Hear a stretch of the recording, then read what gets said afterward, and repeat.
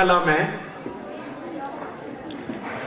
उपस्थित सभी सम्माननीय नागरिक बंधुओं, इस रेल कोच फैक्ट्री को चलाने वाले सभी संचालक साथियों, विवेकानंद विचार मंच और उसको आगे बढ़ाने वाले मेरे सभी सहयोगियों, मैं आप सबका बहुत आभारी हूं कि आपने शहीद आजम भगत सिंह के बलिदान दिवस की पूर्व संध्या पर इस कार्यक्रम का आयोजन किया और मुझे आपसे कुछ संवाद करने का, विचार प्रस्तुत करने का मौका मिला।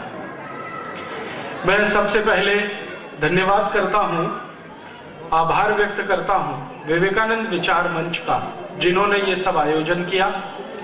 आपका विशेष आभार व्यक्त करता हूं कि आपने अपने घर में से आज का कुछ समय निकाला और यहां आप सब उपस्थित हुए।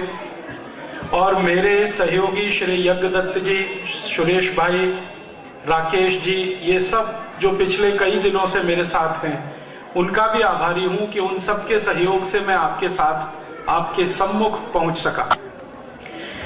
भारत देश में 6,32,000 क्रांतिकारी हैं जो शहीद हुए। 6,32,000 क्रांतिवीर थे जिन्होंने इस देश की आजादी के लिए शहादत दी।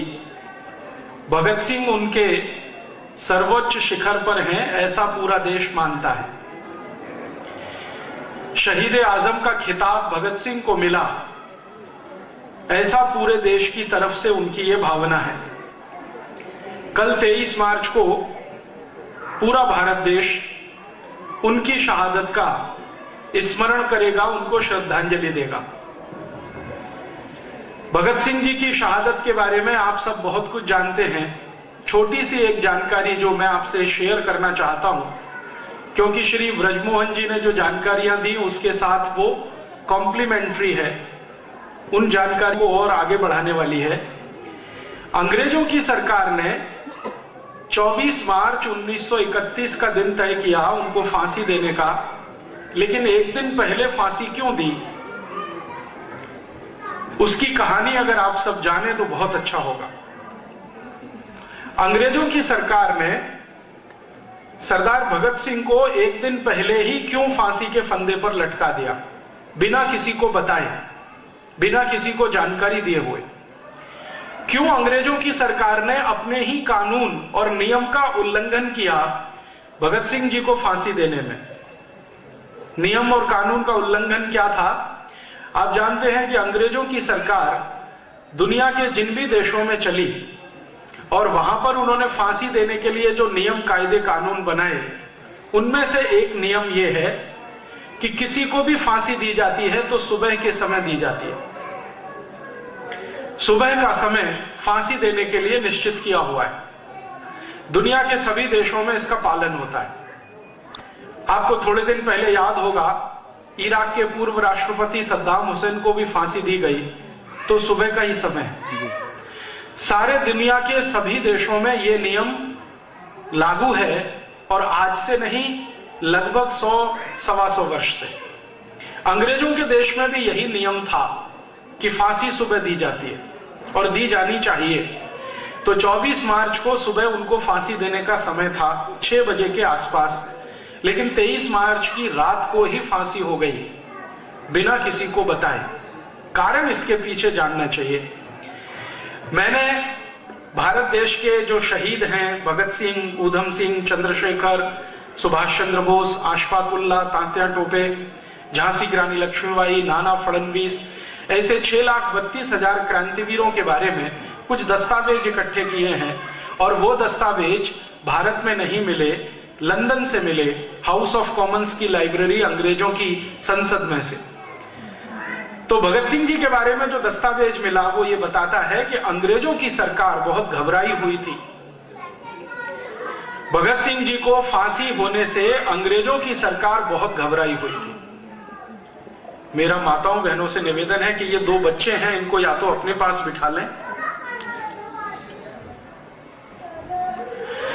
भगत सिंह जी को फांसी देने से अंग्रेजों की सरकार बहुत घबराई हुई थी, वो दस्तावेज ये बताते हैं।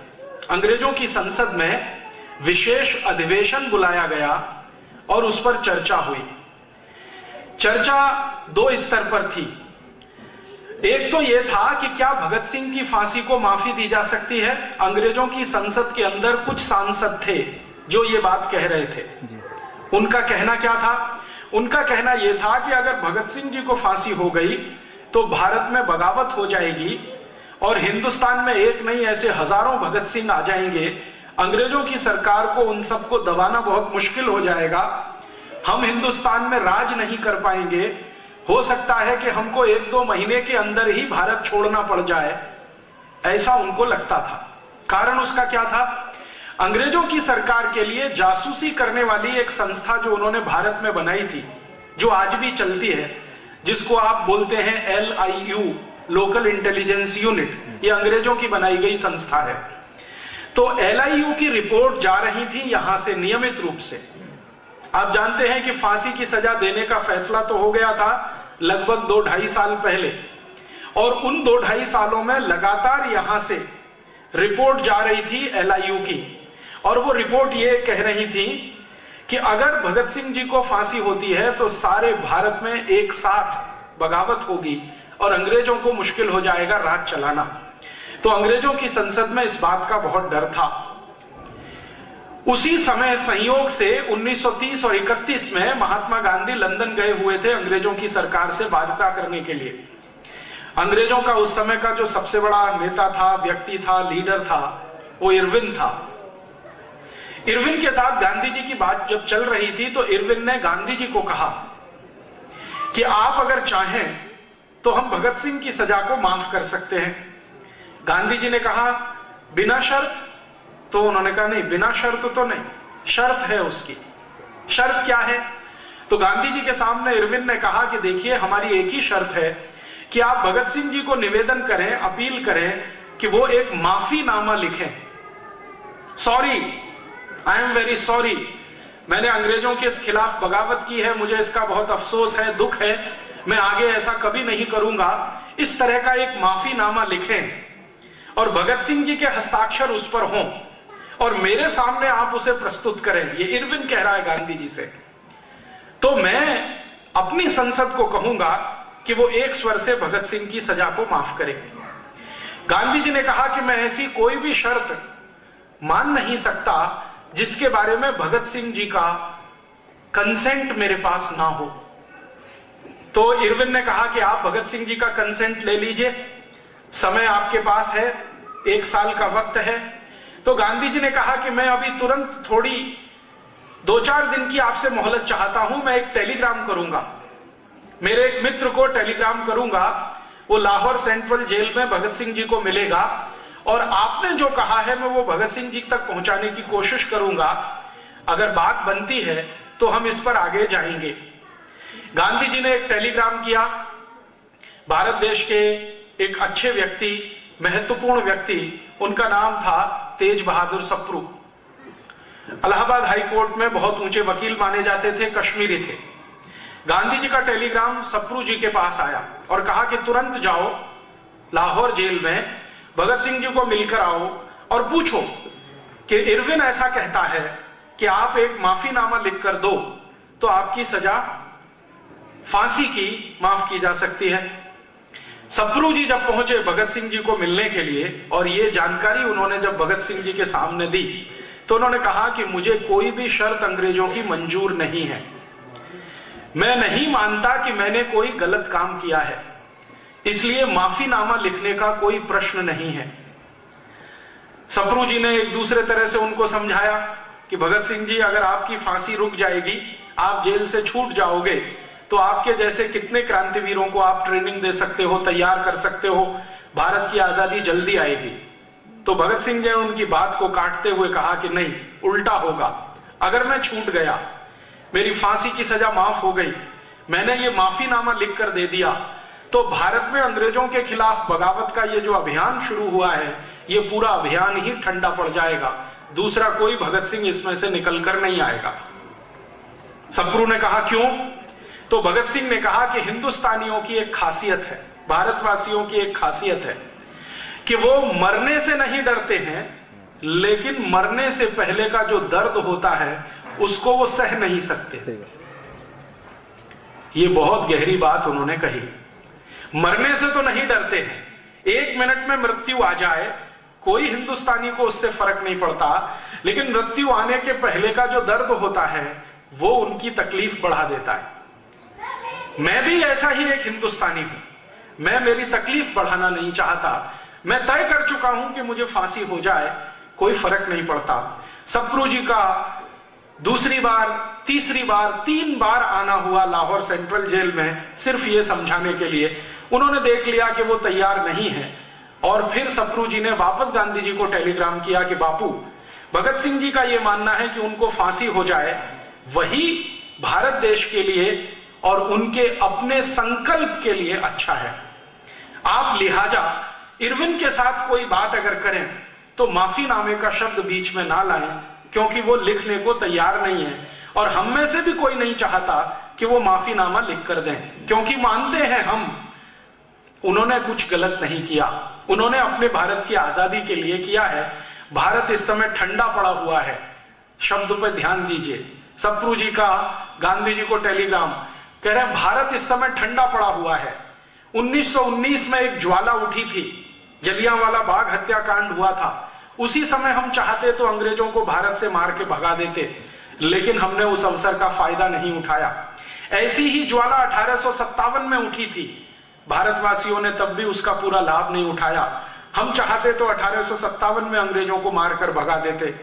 फिर वो कहते हैं ऐसी ही एक ज्वाला 1880 में उठी थी, हम चाहते तो 1880 में अंग्रेजों को मार भगा देते, लेकिन वो भी समय हमने गंवाया।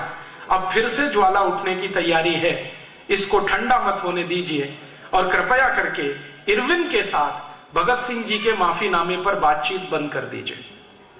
गांधी जी को टेलीग्राम मिला, लंदन में उन्होंने एक मीटिंग बुलाई। उस मीटिंग में वो सब क्रांतिवीर शामिल थे जो लंदन में रहकर भारत की आजादी की लड़ाई के लिए काम करते थे। उनके सबसे बड़े नेता थे श्यामजी कृष्ण वर्मा, आप सभी जानते हैं। उन्होंने एक बहुत बड़ा भवन बना के दिया लंदन में, जहां पर क्रांतिवीर जाते थे, इकट्ठे होते थे, ट्रेनिंग चलती थी, वैचारिक मंथन होता था, सोने ठहरने रहने का इंतजाम होता था। उसका नाम उन्होंने बहुत सुंदर रखा था, India house. India house Shyamji Krishna Verma ने अपने खुद के कमाए गए पैसे से बनाया था। इसी श्यामजी कृष्ण वर्मा के इंडिया हाउस में भगत सिंह जी के बारे में आखिरी मीटिंग हुई, जिसमें वो खुद मौजूद थे और उनके जैसे कई और क्रांतिकारी मौजूद थे। सबसे पूछा गया कि इरविन का प्रपोजल है, क्या करना है? तो उन्होंने कहा कि इरविन बहुत चालाक आदमी है और अंग्रेजों की सरकार बहुत खतरनाक है।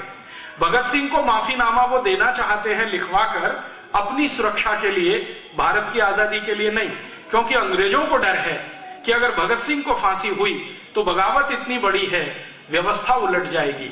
सेना में बगावत हो सकती है, आर्मी में बगावत हो सकती है, एयरफोर्स में बगावत हो सकती है, नेवी में बगावत हो सकती है, पुलिस में बगावत हो सकती है, क्योंकि आप जानते हैं कि भगत सिंह का मुकदमा जितने दिन इस देश में चला उतना ही उनकी लोकप्रियता बढ़ती चली गई।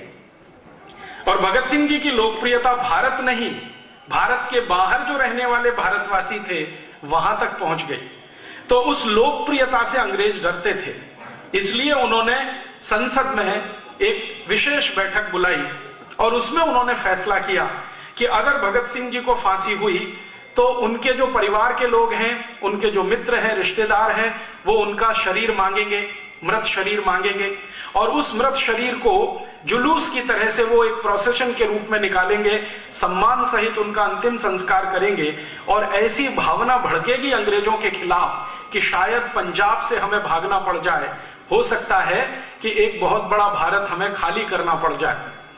तो अंग्रेजों की संसद में जब ये सब तरफ से बहस हो गई, एलआईयू की रिपोर्ट भी आ गई और एलआईयू की आखिरी रिपोर्ट थी कि अगर भगत सिंह जी को फांसी होती है और उनका अंतिम संस्कार सम्मान के साथ नागरिकों को करने का मौका मिलता है, समय मिलता है, तो ये तय है कि पूरा पंजाब जलेगा और अंग्रेज सरकार बचा नहीं पाएगी अपने आप को, क्योंकि अंग्रेज सरकार के नीचे काम करने वाले जो हिंदुस्तानी हैं उन्होंने संकल्प ले रखा है कि वो बगावत शुरू करेंगे।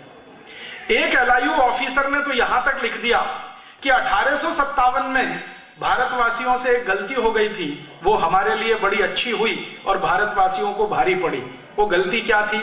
आप जानते हैं 1857 का जो क्रांति वाला संग्राम था उसको एक साथ शुरू करने का फैसला हुआ था और उसकी एक तारीख तय की गई थी, लेकिन हमारे भारत के अति उत्साही क्रांतिकारियों के कारण उस तारीख से लगभग 10-11 दिन पहले ही बगावत शुरू हो गई। तय हुआ था एक दिन, वो था 10 मई 1857, लेकिन कहीं पर 30 अप्रैल, कहीं पर 1 मई, कहीं पर 2 मई, इस तरह से अलग अलग बगावतें शुरू हो गई। बैरकपुर की छावनी में अलग तारीख को, कलकत्ता में अलग को, मेरठ में अलग, दिल्ली में अलग। तो ये जो अलग अलग शुरू हुआ, इससे अंग्रेजों ने आर्मी की ताकत से उसको दबा लिया। जो एक साथ 10 मई को शुरू होता तो अंग्रेजों की ताकत नहीं थी कि वो उसको दबा पाते।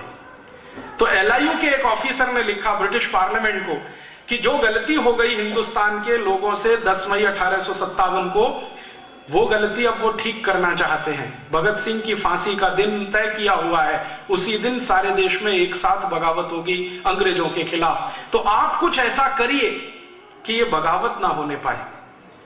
तब अंग्रेजों की पार्लियामेंट में प्रस्ताव पारित करके भारत में अंग्रेजों के अधिकारियों को बोल दिया गया कि किसी भी तरीके से पता न चले लोगों को, ऐसे करके फांसी दे दीजिए।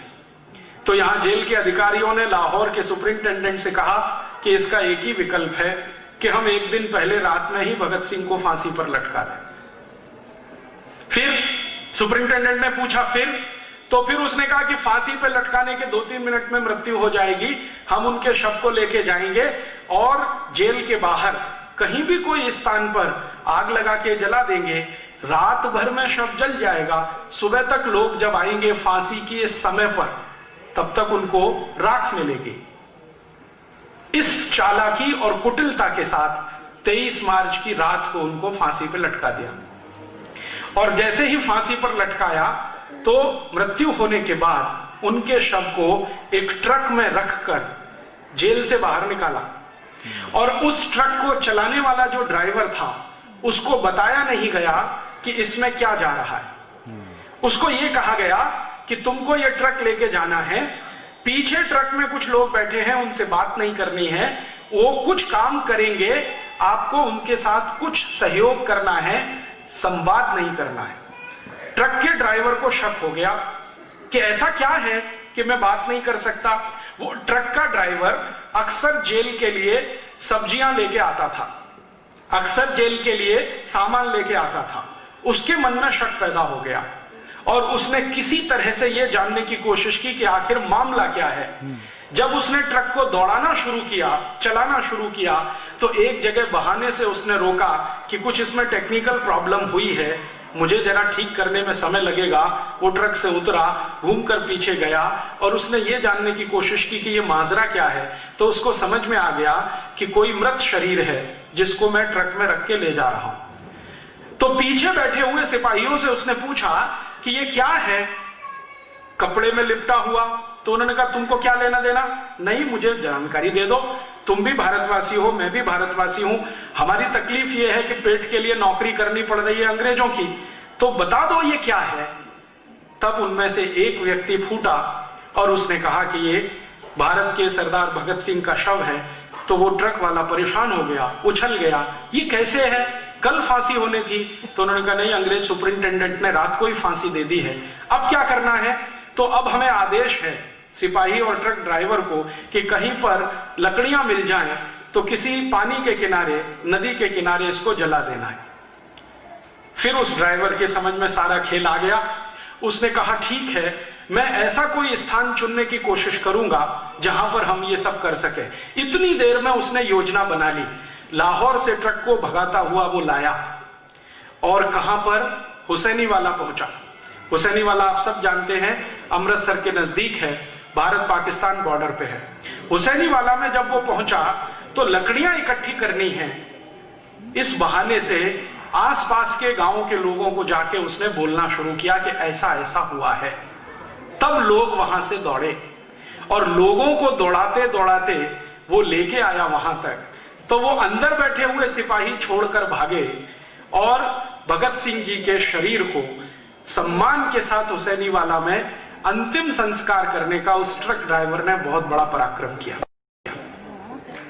अंग्रेजों की सरकार ने भगत सिंह को एक दिन पहले फांसी सिर्फ इसलिए दी कि उनको डर था कि बगावत हो जाएगी और हम यहां रह नहीं पाएंगे।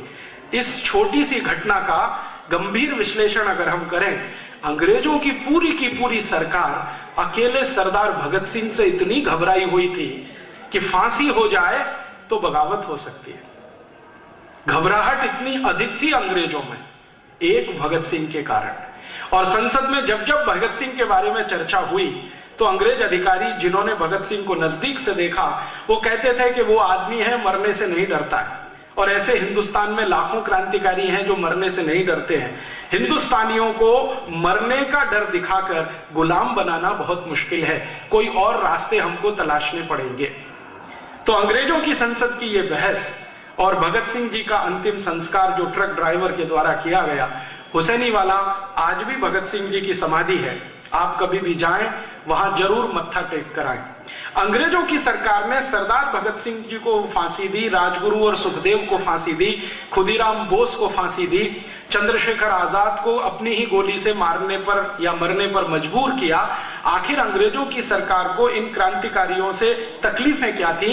एक ही तकलीफ थी कि हिंदुस्तानी क्रांतिकारियों ने संकल्प ले लिया था कि इन अंग्रेजों को इस देश में हम रहने नहीं देंगे। इन्होंने भारत को लूटा है, इस देश को बर्बाद किया है, हम इसको रहने नहीं देंगे।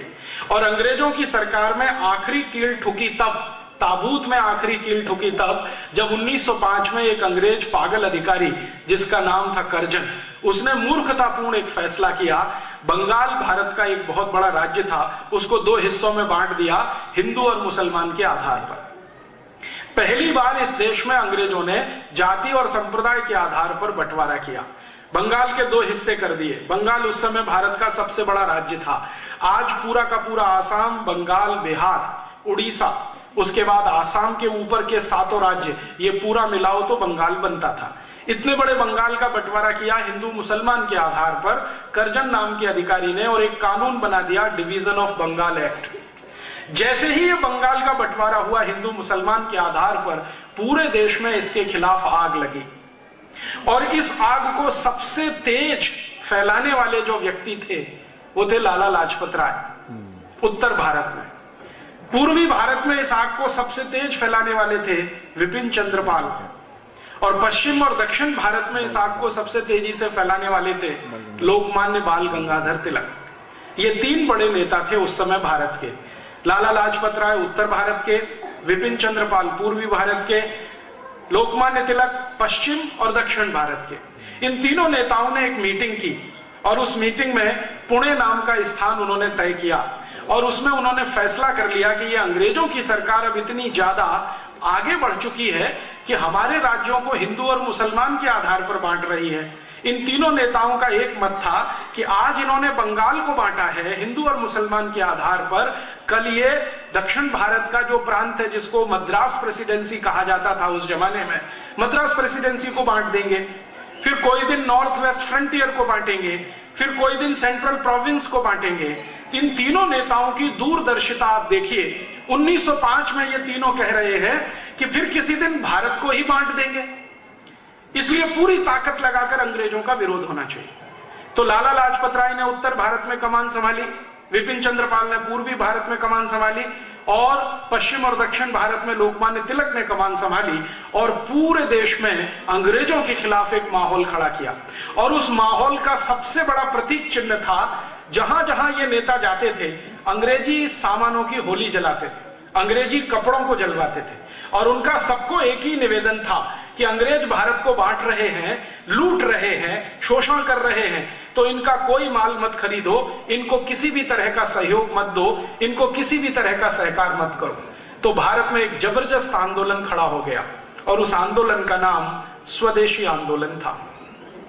इस स्वदेशी आंदोलन की आग 1905 से लगना शुरू हुई। धीरे धीरे इसमें क्रांतिकारियों ने इकट्ठा होना शुरू हुआ। आप सोचो, 3 बड़े नेताओं ने फैसला लिया कि हमें यह आंदोलन पूरे भारत में फैलाना है 1905 में, और 1911 तक आते आते इन 3 नेताओं के पास 1,24,00,000 कार्यकर्ताओं की फौज थी, मात्र 6 साल में। आप जरा कल्पना करिए, 1905 के हमारे देश के नेता गांव-गांव जाते थे तो उनके पास जाने के लिए मोटर गाड़ियां नहीं थी। 1905 के हमारे नेता बड़ी बड़ी सभाएं करते थे तो बोलने के लिए उनके पास माइक नहीं था। 1905 के हमारे भारत के नेता गांव-गांव जाते थे तो जाने के लिए एक ही साधन था, बैलगाड़ी या तो पैदल। तो बैलगाड़ियों पर पैदल चलकर या टट्टुओं पर माने घोड़ों पर बैठकर, यही उनके प्रवास का तरीका होता था। माइक होता नहीं था, सैकड़ों लोगों की सभाएं में संबोधन करना पड़ता था, सवेरे से शाम तक। लोकमान्य तिलक की पर्सनल डायरी मैंने पढ़ी तो पता चला एक एक दिन में 8-8, 10-10 सभाएं करनी पड़ती। एक एक सभा में 1-1 घंटे, 1.5 घंटे बोलना पड़ता था। और इन तीनों नेताओं ने बिना थके गांव-गांव ये काम शुरू किया। 6 साल की इनकी मेहनत का परिणाम निकला कि पूरे भारत में स्वदेशी आंदोलन में 1,24,00,000 कार्यकर्ता इकट्ठे हो गए। फिर इन्होंने तय किया कि अब कार्यकर्ताओं की संख्या बहुत है तो अब अंग्रेजी सरकार को झुकाया जाए और इनके सामने कोई ताकत का प्रदर्शन किया जाए। तो अंग्रेजी सरकार के अधिकारी कर्जन को इन्होंने नोटिस दिया, तीनों ने संयुक्त रूप से, और उस नोटिस में लिखा कि या तो आप बंगाल का बंटवारा वापस करो और नहीं तो हम आपके खिलाफ असहयोग, सत्याग्रह और बगावत करेंगे और आपकी सरकार को चलने नहीं देंगे। कर्जन ने अपने अधिकारियों को भेजा बात करने के लिए, तो इन तीनों नेताओं ने अधिकारियों को कहा कि हमारे पास एक सबसे बड़ी ताकत है कि 1,24,00,000 कार्यकर्ता हैं, ये आपके खिलाफ बगावत करते हुए जेल जाएंगे। अंग्रेजों के पास जेल की कुल संख्या 17,000 है। इस 17,000 जेलों में कुल रह सकने वालों की ताकत अगर गिन लिया जाए तो 1.5 लाख से ज्यादा नहीं रह सकते। हम 1,24,00,000 जेल जाएंगे, आप रखेंगे कहां हमको? जेलें टूट जाएंगी आपकी। तो अधिकारी बौखला गए, वो वापस कर्जन के पास गए और कर्जन को समझाया कि 1,24,00,000 हैं इनके पास कार्यकर्ता। इन्होंने अभियान में कॉल दे दिया, ये सब जेल जाएंगे, जेलें छोटी पड़ जाएंगी, दीवारें टूट जाएंगी, सरकार अस्त व्यस्त हो जाएगी, सारी व्यवस्था टूट जाएगी, क्या करना? तो कर्जन ने तुरंत टेलीग्राम किया ब्रिटिश पार्लियामेंट को। ब्रिटिश पार्लियामेंट से वापस टेलीग्राम आया कि जो तीनों नेता कह रहे हैं उनकी बात मान लो और सरेंडर कर दो। तब कर्जन ने तीनों को सम्मानपूर्वक कलकत्ता बुलाया और उसमें उनके साथ एक समझौता किया। समझौता यह था कि डिवीजन ऑफ बंगाल एक्ट, जो हिंदू और मुसलमान के आधार पर बंटवारा हुआ है, यह वापस लिया जाएगा। आप जानते हैं अंग्रेजों की योजना यह थी कि हिंदू और मुसलमानों को आपस से अलग कर दो, क्योंकि आजादी की लड़ाई में दोनों साथ लड़ रहे थे, इनको अलग कर दो। तो उन्होंने एक बंगाल बना दिया पूर्वी बंगाल, जिसको आज का आप बांग्लादेश कहते हैं, एक बना दिया पश्चिमी बंगाल, जिसको आज का हम भारत का पश्चिमी बंगाल कहते हैं। ये बंगाल के बंटवारे के आधार पर वो चाहते थे कि देश में कमजोरी आ जाए और संप्रदाय के आधार पर आग फैल जाए। माने भारत का बंटवारा करने का बीज 1905 में कर्जन ने डाला। 1911 में कर्जन को अपना ही कदम पीछे खींचना पड़ा, कानून वापस लेना पड़ा। कानून जैसे ही वापस आया पूरे भारत में खुशी की लहर दौड़ गई और भारतवासियों में एक आत्मविश्वास आया कि हम अंग्रेज सरकार को झुका सकते हैं और उसको सरेंडर करा सकते हैं, बनिस्बत कि हम एक रहें। तो उसी दिन से अंग्रेज सरकार रात दिन योजना बनाती रही कि कैसे भारतवासियों को तोड़ा जाए और कैसे भारतवासियों को फिर से अलग किया जाए। और उसी तोड़ने और अलग करने का नतीजा यह था कि अंग्रेजों की सरकार ने भारत के अंदर एक ऐसा आदमी खोजा जो उनके इस काम को आसान करे, और उस आदमी का नाम था मोहम्मद अली जिन्ना। मोहम्मद अली जिन्ना लंदन में पढ़ रहा था उस समय। कॉलेज उनका था हैरिस कॉलेज, वहां पर वो पढ़ाई करता था। पढ़ाई करते समय उनकी नजर पड़ी। अंग्रेजों ने तय कर लिया कि इस आदमी को हम भारत में मुस्लिम लीडर के रूप में प्रमोट करेंगे और इसकी मदद से अपनी नीतियों को भारत में लागू कराएंगे। मोहम्मद अली जिन्ना को हमेशा अपने कंट्रोल में रखने के लिए अंग्रेजों ने उसके पीछे एक बहुत बड़ी चाल खेली। आप जानते हैं कि अंग्रेजों की कौम दुनिया में सबसे निकृष्ट है। कभी भी कानूनी काम करना हो, उससे भी कई गुना नीचे गिरकर गैर कानूनी काम भी वो कर सकते हैं। किसी राजा के साथ भारत में उन्होंने संधि की, अगले ही दिन उस संधि से पलट सकते हैं। तो जिन्ना को प्रमोट करने का तय किया और उसके पीछे अपना एक पिल्लू छोड़ दिया या एक एजेंट लगा दिया। उस एजेंट का नाम था एडविना। उस एजेंट का नाम था एडविना। बाद में यही एडविना माउंटबेटन की पत्नी बनाई गई और उसको भारत में उन्होंने भेजा था। बीच का किस्सा यह है कि लगा दिया जिन्ना के पीछे एडविना को। एडविना भी उसी कॉलेज की विद्यार्थी थी, लॉ में पढ़ती थी जिसमें जिन्ना पढ़ता था। और कुछ संयोग ऐसा हुआ या दुर्योग ऐसा हुआ कि जहां उन्होंने लगा दिया जिन्ना के पीछे एडविना को और जिन्ना को पता नहीं, वहीं उसी समय नेहरू जी भी पढ़ाई किया करते थे हैरिस कॉलेज में, पंडित जवाहरलाल नेहरू। और पंडित जवाहरलाल नेहरू जो हैरिस कॉलेज में पढ़ा करते थे, जिन्ना के साथ कभी कभी चाय कॉफी पिया करते थे। धीरे धीरे इस एडविना ने नेहरू और जिन्ना दोनों को शराब पीना सिखाया और दोनों को धीरे धीरे आगे बढ़ाया। अंग्रेजों की पॉलिसी थी कि दोनों को पैम्परिंग करते रहना है, दोनों को थपथपाते रहना है। थोड़े दिन के बाद जब इनकी पढ़ाई पूरी हुई, ये वापस आए, तो एडविना इनके साथ लग चुकी थी। शादी तो उसकी बाद में हुई है, पहले वो लग चुकी थी। एडविना को ब्रिटिश पार्लियामेंट ने एक स्पेशल ऑफिसर बना के एक बहुत बड़ी पोस्ट देकर, सीक्रेट एजेंसी के जैसे एक पोस्ट बनाकर हिंदुस्तान में लगा दिया और उसको कहा गया कि एक ही काम करना है, जिन्ना को प्रमोट करते हुए, पैम्परिंग करते हुए मुसलमानों का नेता घोषित करवाना है। जिन्ना भारत आ गया पढ़ाई पूरी करके। फिर उसके बाद अंग्रेजी अखबार जो यहां छपा करते थे हिंदुस्तान में, उन अंग्रेजी अखबारों में जिन्ना के बड़े बड़े बयान, एक छोटी सी बात कहे तो उसको बड़ा करके छापना, फोटो के साथ छापना, ये सब कहानी उन्होंने शुरू की। जिन्ना को लगा कि वो बहुत बड़ा लीडर है। वो दिल्ली में एक छोटा सा स्टेटमेंट करता था। अंग्रेजों का अखबार जिसको आप टाइम्स ऑफ इंडिया कहते हैं, ये अंग्रेजों का अखबार हुआ करता था। इसमें फ्रंट पेज पे छपता था। जिन्ना को लगता था अरे बहुत बड़ा लीडर हो गया वो। वास्तव में उसकी बात कोई सुनता और समझता नहीं था। भारत में मुसलमानों के दो वर्ग हैं, एक वर्ग शिया है, दूसरा सुन्नी है। दोनों ही जिन्ना को नेता नहीं मानते थे।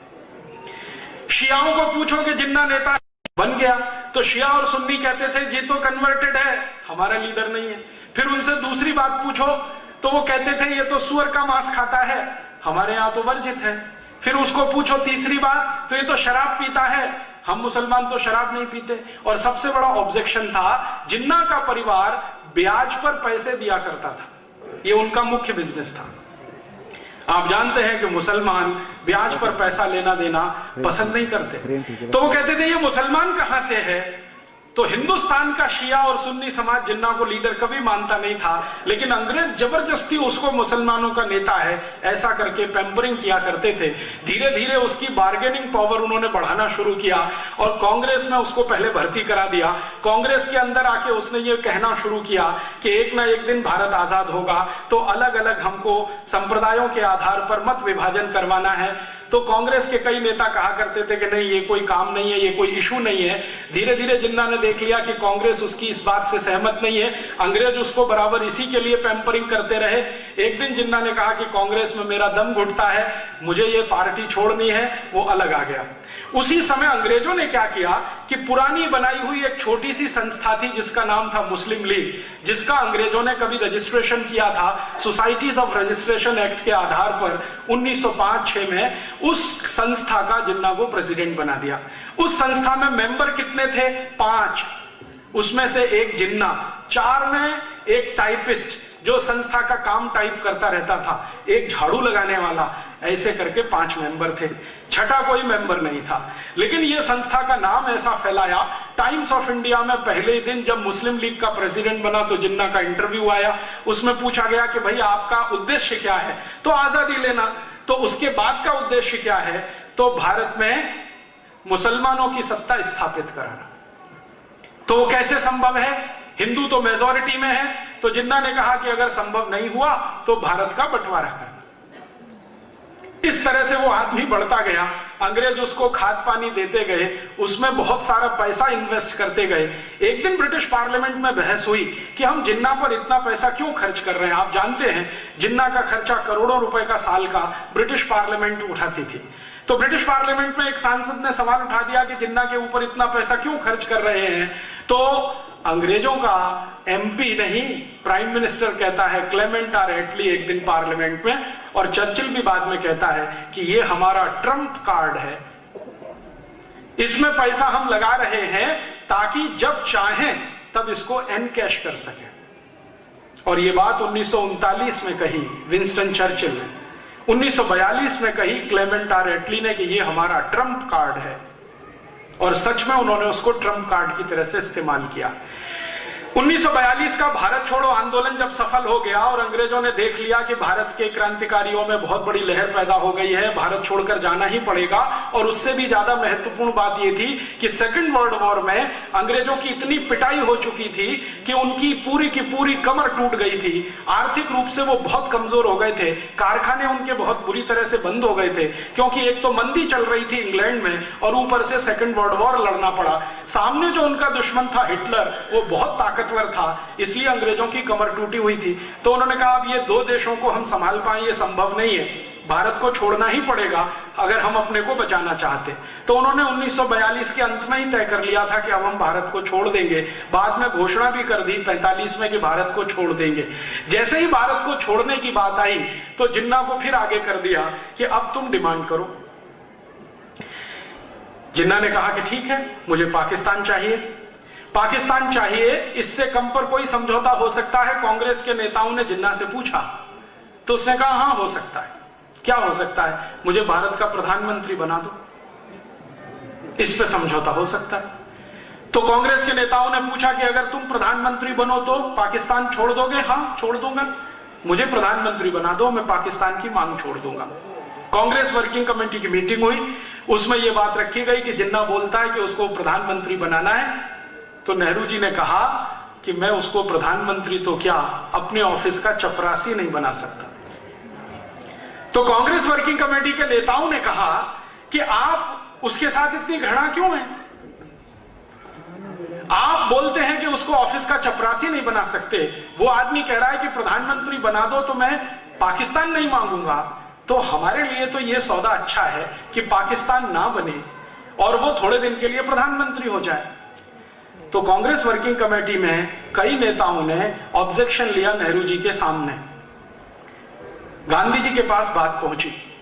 गांधी जी के पास एक व्यक्ति आया करता था जो जिन्ना का फैमिली डॉक्टर था। उसने एक दिन आके गांधी जी को कहा कि बापू, ये आदमी ज्यादा दिन जिंदा नहीं रहेगा, मरने वाला है। कैसे? इसको पीठ में भयंकर ट्यूबरकुलोसिस हो गया है। उम्र कितनी है? गांधी जी ने पूछा। तो उसने कहा मेडिकल साइंस के जितने फैक्ट्स एंड फिगर हैं उसका हिसाब जोड़ू तो ये 8 महीने से ज्यादा जिंदा नहीं रहेगा। गांधी जी ने कांग्रेस वर्किंग कमेटी की मीटिंग बुलाई और कहा कि जिन्ना को प्राइम मिनिस्टर बना दो।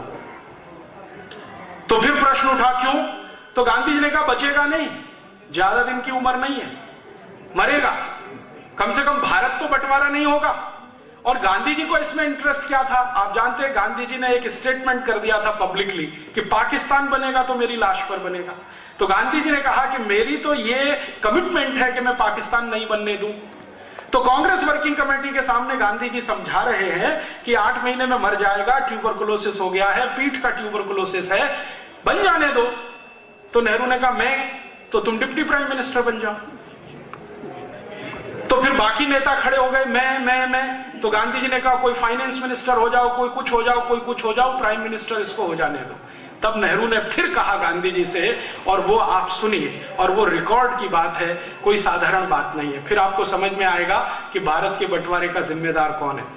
नेहरू जी ने कहा कि बापू, अगर जिन्ना प्रधानमंत्री बनेगा तो मैं कांग्रेस को तोड़ दूंगा,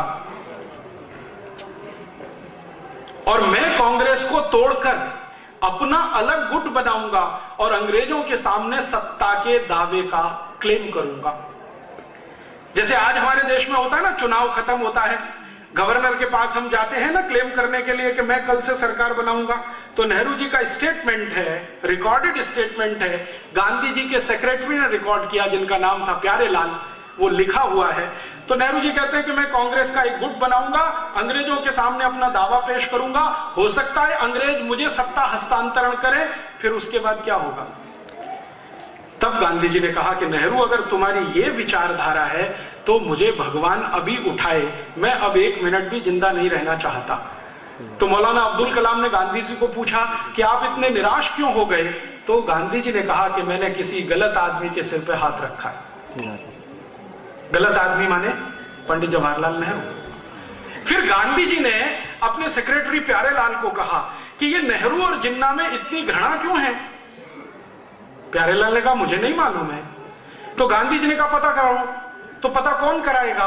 तो LIU के दिल्ली के ऑफिसर को बुलाया, जो गांधी जी की प्रार्थना में नियमित रूप से आता था रिपोर्टिंग करने के लिए। गांधी जी ने अपने पास बुलाया कि भाई एक रहस्य मुझे बता दो, क्या कि ये जिन्ना और नेहरू एक दूसरे को पसंद नहीं करते, फूटी आंख देख नहीं सकते, चक्कर क्या है। तो LIU के ऑफिसर ने कहा 15 दिन का समय दे दो, मैं आपको बता दूंगा। 15 दिन के बाद वो आया और उसने कहा कि बापू ऑफिशियल रिपोर्ट दूं कि अनऑफिशियल। तो गांधी जी ने कहा दोनों दो। तो उन्होंने कहा कि अनऑफिशियल रिपोर्ट ये है जो मैं लिख के नहीं दूंगा, लेकिन आप समझ जाएंगे। लिख के दूंगा, अप्रत्यक्ष रूप से लिखूंगा तो भी आप समझ जाएंगे। बात सीधी सी ये है कि ये जिन्ना और नेहरू एक दूसरे को पसंद इसलिए नहीं करते हैं कि इनके बीच में एडविना है।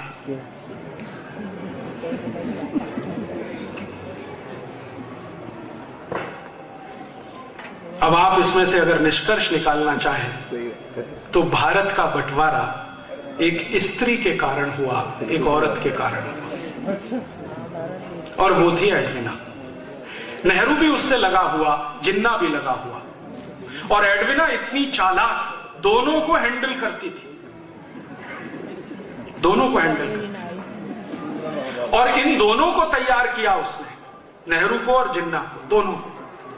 आपको एक घटना सुनाता हूं जो आर्काइव्स के रिकॉर्ड में दर्ज है। किसी दिन ये रिकॉर्ड्स खुलेंगे तो देश में विस्फोट होगा। 3 जुलाई 1947 को एडविना और उसका पति, तथाकथित पति, सो कॉल्ड माउंटबेटन, क्योंकि माउंटबेटन एडविना के साथ कभी बेडरूम में सोया नहीं जितने दिन वो भारत में रहा। तो कौन सोता था आप सब जानते हैं। माउंटबेटन तथाकथित पति एडविना का 3 जुलाई 1947 को अपनी पत्नी को बुलाता है और कहता है कि मैं जा रहा हूं शिमला। क्यों जा रहे हैं। अंग्रेजों के यहां से चिट्ठी आ गई है पार्लियामेंट से कि जल्दी से भारत का बंटवारा करने के लिए तैयारी करो, दोनों देशों को अलग अलग करना है। चिट्ठी आ गई है, मुझे इस पे कुछ काम करना है। तो एडविना ने पूछा काम क्या करना है। तो उनका मैं जा रहा हूं शिमला, तुम दोनों को लेके मेरे पीछे आओ। दोनों माने नेहरू और जिन्ना, इसको लेके आओ। तो एक ही दिन लाना है, नहीं नहीं अलग अलग दिन लाना है। तो पहले पहुंच गया माउंटबेटन, पीछे से एक दिन लेके गई वो नेहरू को। नेहरू को शाम को ही इशारे इशारे में कहा गया कि आपको बंटवारे के पेपर्स पर हस्ताक्षर करने हैं। नेहरू ने कहा कि मैं नहीं कर सकता। क्यों नहीं कर सकते। तो कांग्रेस वर्किंग कमेटी में मुझे पूछना पड़ेगा। तो कांग्रेस वर्किंग कमेटी में बाद में कहना, पहले हस्ताक्षर कर दो। तो नेहरू ने कहा नहीं। और ये सब थोड़ी देर चला वार्तालाप। थोड़ी देर के बाद एडविना ने आर्म ट्विस्टिंग किया, और वो आर्म ट्विस्टिंग ये था कि मिस्टर नेहरू, अगर आप अभी साइन नहीं करते हैं तो मुझे कुछ फोटोग्राफ्स भारत की प्रेस में रिलीज करने पड़ेंगे। सही बात है। और वो फोटोग्राफ्स क्या थे। एडविना के साथ शराब पीते हुए, एडविना के साथ डांस करते हुए, एडविना के साथ पता नहीं क्या क्या करते हुए। एडविना इतनी चालाक महिला थी कि अंतरंग क्षणों को उसने फोटोग्राफी से उतरवा के रखा हुआ था, कभी भी इस्तेमाल करने के लिए। नेहरू जी परेशान हो गए कि अगर ये फोटोग्राफ्स रिलीज हो गए तो क्या होगा। इमीडिएट वो तैयार हुए और 3 जुलाई को सवेरे 2:30 बजे उन्होंने सिग्नेचर कर दिए। दिल्ली भागकर आए, कांग्रेस वर्किंग कमेटी की मीटिंग बुलाई और कहा कि मैंने तो भारत का बंटवारा स्वीकार कर लिया। तो कांग्रेस वाले परेशान हो गए कि आपने बिना हमसे पूछे। तो उन्होंने कहा हाँ, परिस्थिति कुछ ऐसी थी कि मैंने वो बंटवारा स्वीकार कर लिया। क्या परिस्थिति थी, तो सच नहीं बताया, बताया कि वो जिन्ना अड़ा हुआ था और भारत के साथ बार्गेनिंग करने की कोशिश कर रहा था, इतना एरिया मुझे पाकिस्तान में दो, ये सब बातें बता के वर्किंग कमेटी को कन्विंस किया। तो वर्किंग कमेटी ने कहा कि गांधी जी को बताया, तो उन्होंने कहा गांधी जी को बताने की जरूरत नहीं है। क्यों जरूरत नहीं है? तो नेहरू जी का सेंटेंस सुनिए, ये बुढ़ा खूसट, इसका दिमाग खराब हो गया है, इसको बताने से क्या फायदा। लेकिन बात तो पहुंची गई गांधी जी तक।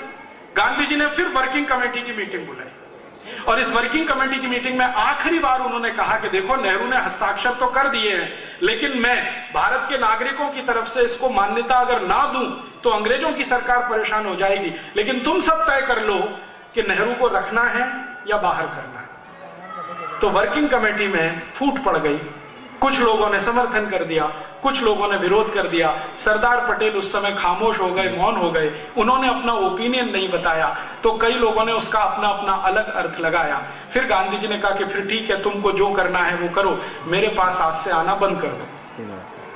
वो आखिरी दिन था। उसके बाद गांधी जी ने कांग्रेस वर्किंग कमेटी की मीटिंग में जाना और उनको अपने पास बुलाना बंद कर दिया और उसके 10-12 दिन के अंदर 3 जुलाई से लेकर 17 जुलाई 1947 के बीच में इन्होंने बहुत सारे वो काम कर दिए कि बंटवारे में कौन सा हिस्सा पाकिस्तान जाएगा, कौन सा भारत रहेगा, आर्मी का बंटवारा कैसे होगा, लोगों का बंटवारा कैसे होगा, पैसे का बंटवारा कैसे होगा, वो सब फॉर्मूले तय कर लिए। अंग्रेजों ने एक अधिकारी भेज दिया, उस अधिकारी ने बाउंड्री लाइन तय कर लिया और उसके बाद सब कुछ तय होकर 14 अगस्त रात 12 बजे उन्होंने भारत को तथाकथित आजाद कर दिया, 2 टुकड़े करके, भारत और पाकिस्तान। मैं आपसे बहुत विनम्रता पूर्वक कहने आया वो ये कि भारत और पाकिस्तान का बंटवारा कोई वैचारिक आंदोलन का परिणाम नहीं था। भारत और पाकिस्तान का बंटवारा कोई बहुत बड़े युद्ध क्रांति का परिणाम नहीं था। भारत और पाकिस्तान का बंटवारा 2 नेताओं के चरित्र से उतर जाने का दुष्परिणाम था।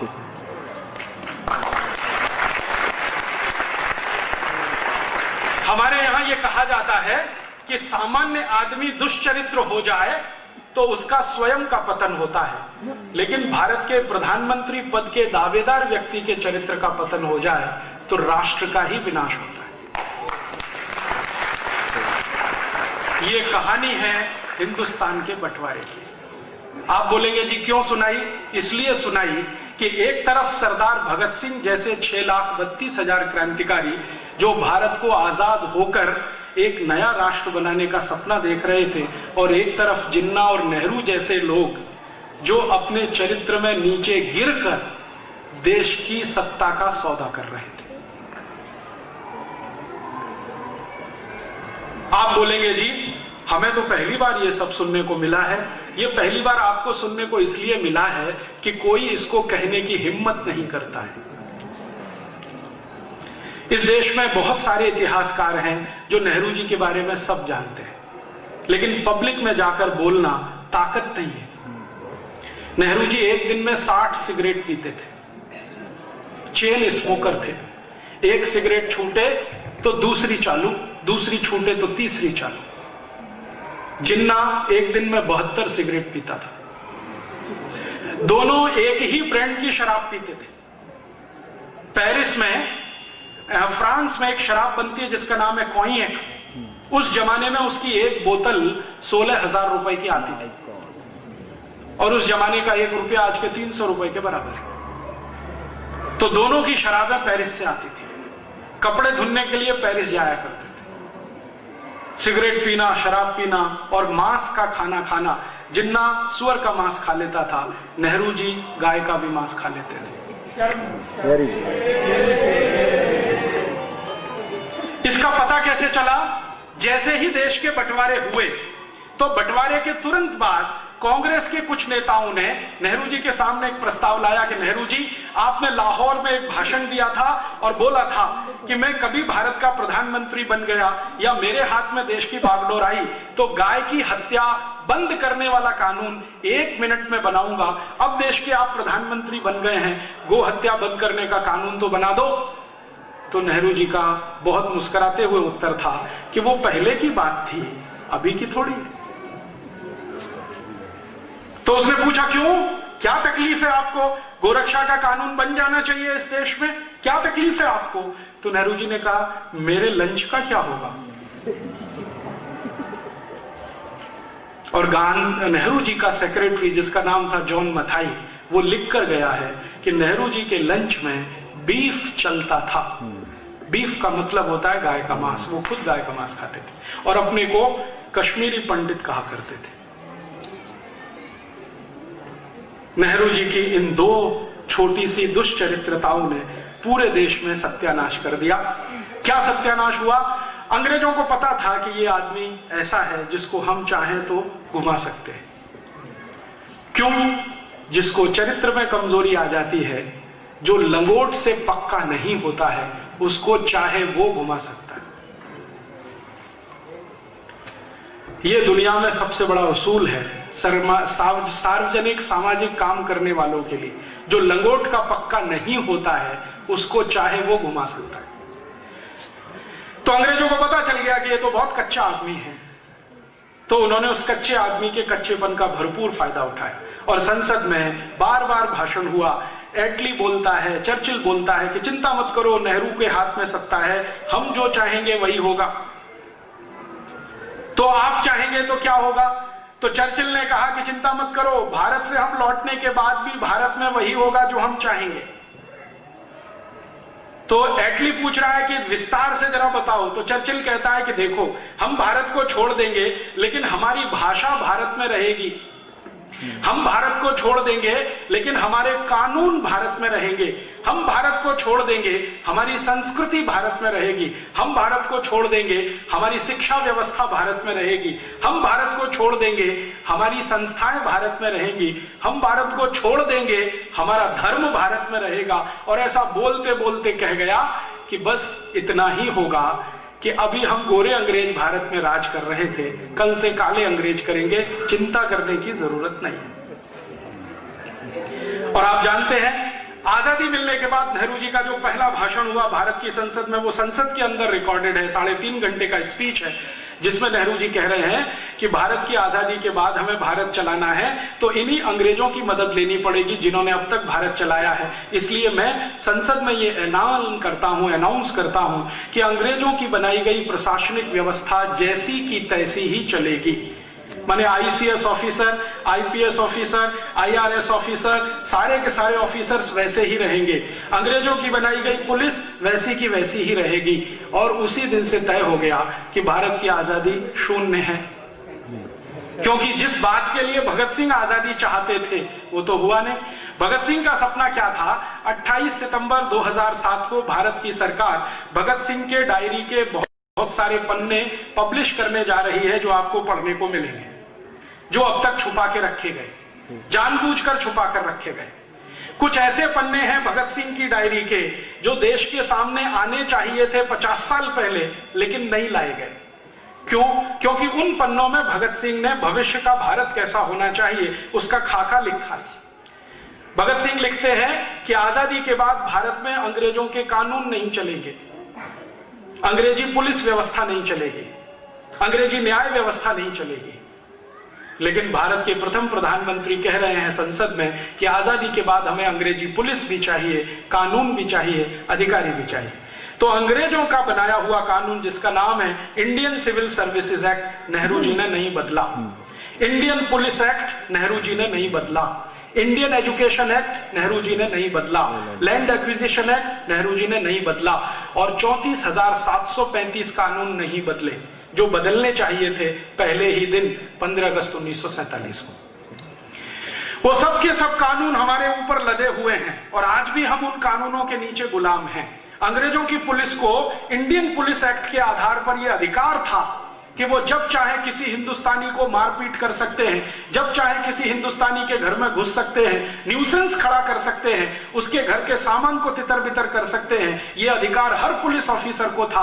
आजादी मिलने के 60 साल बाद भी ये अधिकार पुलिस ऑफिसर को है। वो जब चाहे आपकी पिटाई कर सकता है, जब चाहे उठाकर आपको लॉकअप में बंद कर सकता है, जब चाहे उठाकर आपकी संपत्ति लेके जा सकता है और आप उस पुलिस ऑफिसर का कुछ बिगाड़ नहीं सकते। अगर वो आपको एनकाउंटर में मार दे तो आप उसका कुछ नहीं कर सकते। आप जानते हैं बहुत सारे पुलिस ऑफिसर इसी ताकत का दुरुपयोग करते हैं पंजाब में, जम्मू कश्मीर में, नंदीग्राम बंगाल में, और उस दुरुपयोग का अंतिम दुष्परिणाम होता है कि समाज के अंदर पुलिस के खिलाफ एक बगावत की भावना होती है जो कभी कभी किसी गलत रास्ते पे मुड़ जाती है। ये कानून बदला नहीं, इंडियन एजुकेशन बदला नहीं, अंग्रेजी को भगाया नहीं, जब अंग्रेज भागे तो अंग्रेजी जानी चाहिए, वो भगाया नहीं, सब कुछ रख लिया, बस अंग्रेज चले जाएं, बाकी सब भारत में रह जाए, ये आजादी का तथ्य निकला। भगत सिंह का सपना था कि अंग्रेज के साथ अंग्रेजियत जाए इस देश में से, अंग्रेजों के साथ अंग्रेजियत जाए, ये भगत सिंह का सपना था। लेकिन आजादी के बाद भारत के प्रधानमंत्री पहले पंडित नेहरू ने अंग्रेजों को विदा किया, अंग्रेजियत को संभाल के रख लिया। दुष्परिणाम क्या हुआ उसका?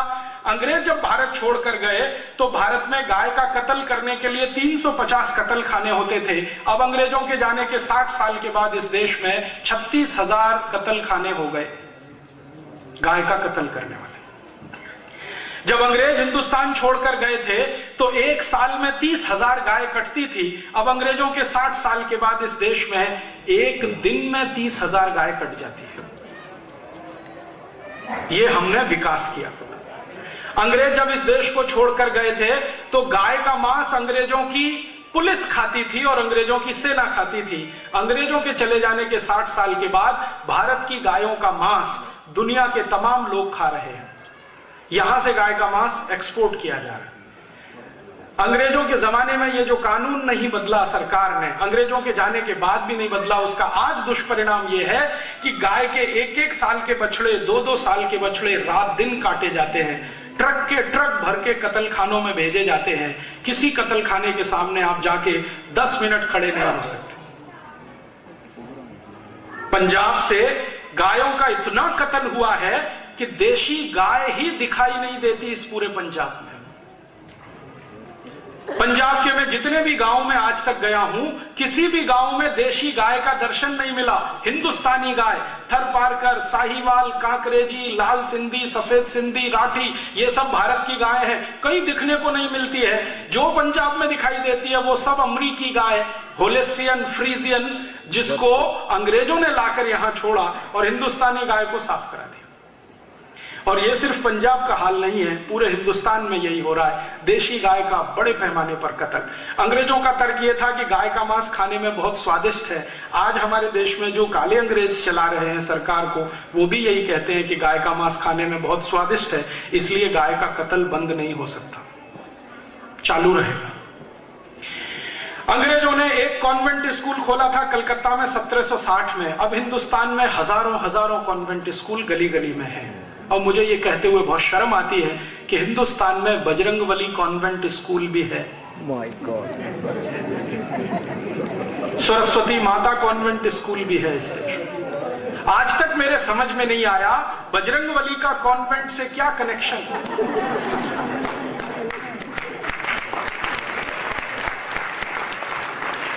और जो कॉन्वेंट चलाने वाले हैं उनको मैं रोज पूछता हूं कि भैया ये बजरंगबली कौन से कॉन्वेंट में पढ़ने गए थे जो तुमने बजरंगबली कॉन्वेंट स्कूल चला दिया? तो कहते हैं राजीव भाई, कुछ भारत का कुछ अंग्रेजों का ये खिचड़ी है, मिक्सचर है। बजरंगबली भारत के, कॉन्वेंट अंग्रेजों का, वो चला रहे। सोचते नहीं, समझते नहीं, विचार करते नहीं कि ये कॉन्वेंट स्कूल हमारे लिए जरूरी है। अंग्रेज कॉन्वेंट स्कूल चलाते हैं, यूरोप में कॉन्वेंट स्कूल चलते हैं, उसका इतिहास आप जानते हैं। यूरोप में पिछले 2500 साल से एक परंपरा चल रही है, जो खराब और अच्छी है वो आप तय करिए, मैं सिर्फ परंपरा बताता हूं कि 70% समाज के स्त्री और पुरुष शादी नहीं करते। ये 2500 साल पुरानी परंपरा है यूरोप की, शादी नहीं करते लेकिन बिना शादी के साथ में रहते। इसको एक नाम दे दिया है लिव इन रिलेशनशिप। पति पत्नी नहीं बनते ऑफिशियली, लेकिन बिना ऑफिशियली पति पत्नी बने हुए पति पत्नी की तरह से रहते हैं, तो बच्चे तो पैदा होते ही हैं। अब ऐसे पति पत्नी जो शादी करते नहीं और बच्चे आ गए, वो कहते हैं बाई एक्सीडेंट आ गए। हमने तो बच्चे लाने की प्लानिंग की नहीं थी, वो तो एक्सीडेंट से आ गए। तो ऐसे बच्चों को सरकार पालती है, क्योंकि पति पत्नी नहीं पाल सकते। और उन बच्चों को पालने के लिए चर्च को फंड दिया जाता है। चर्च उस पैसे से कॉन्वेंट स्कूल चलाता है। कॉन्वेंट का अंग्रेजी में मतलब होता है लावारिस बच्चों का स्कूल। आप चाहें तो ऑक्सफोर्ड डिक्शनरी खोलिए, वेबस्टर डिक्शनरी खोलिए और CONVENT का मतलब देख लीजिए। CONVENT का मतलब है लावारिस बच्चों का स्कूल, जिनके बाप का पता नहीं, जिनकी अम्मा का पता नहीं, ऐसे बच्चों का स्कूल।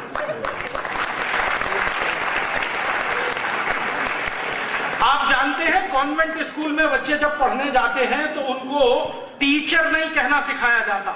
वो कहते हैं ये फादर है, ये मदर है, ये ब्रदर है, ये सिस्टर है। टीचर नहीं है, फादर है, मदर है, ब्रदर है, सिस्टर है। क्यों? असली नहीं है, तो नकली से ही काम चलाना पड़ेगा, असली तो है नहीं। अब मुझे अपना सिर पीटने का मन करता है कि जो कॉन्वेंट स्कूल चलाए जाते हैं बिना माँ बाप के बच्चों के, उन कॉन्वेंट स्कूलों में अच्छे खासे माँ बाप के बच्चे पढ़ते और वो गर्व से कहते हैं मेरा बेटा सेंट जोसेफ कॉन्वेंट में पढ़ता है, मेरी बेटी सेंट मैरी कॉन्वेंट में पढ़ती है। फिर मैं पूछता हूं लावारिस बच्चों के स्कूल में? तो थोड़ी देर के लिए परेशान हो जाते हैं। फिर जब मैं उनको डिक्शनरी खोल खोल के दिखाता हूं, पढ़ पढ़ के सुनाता हूं, तो कहते राजीव भाई क्या करें, अच्छी शिक्षा देनी है तो मजबूरी का कुछ समझौता करना है। मैं उनसे कहता हूं कि आप क्या समझौता कर रहे हैं, जरा सोचो तो सही। हमारे भारत की परंपरा है कि किसी भी बेटे या बेटी की दो माताएं हो सकती हैं, बाप दो नहीं होते। आप जानते हैं भारत की परंपरा, भगवान कृष्ण की दो माताएं, एक ने जन्म दिया, एक ने पाला। भगवान राम की तीन माताएं, कैकेयी, सुमित्रा, अतिरिक्त माता, मूल माता कौशल्या। आप पुराने जमाने से ढूंढना शुरू करो तो हर एक महान व्यक्ति की दो तीन माताएं मिल जाएंगी। राणा प्रताप की दो माताएं, एक पन्ना धाय जिसने दूध पिलाया और एक असली मां जिन्होंने जन्म दिया। शिवाजी की दो माताएं। तो भारत में ऐसी परंपरा हजारों साल से है, माताएं दो हो सकती हैं, तीन हो सकती हैं, बाप एक ही होता है। लेकिन कॉन्वेंट स्कूल में पढ़ने वाले बच्चों के दो दो बाप होते हैं।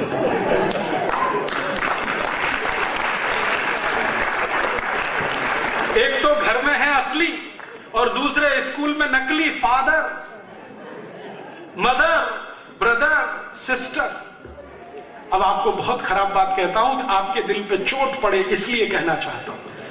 भारत में एक बहुत खराब शब्द है, उसको बाद में बोलूंगा, पहले अंग्रेजी में बोल देता हूं। अंग्रेजी में एक बहुत खराब शब्द है, उसका नाम है बास्टर्ड, BASTARD। इस बास्टर्ड शब्द को अगर आप खोल के देखो डिक्शनरी में, ऑक्सफोर्ड में या चैम्बर्स में या वेबस्टर में, तो इसका अर्थ है ऐसा लड़का जिसके दो बाप, उसको बास्टर्ड कहते हैं।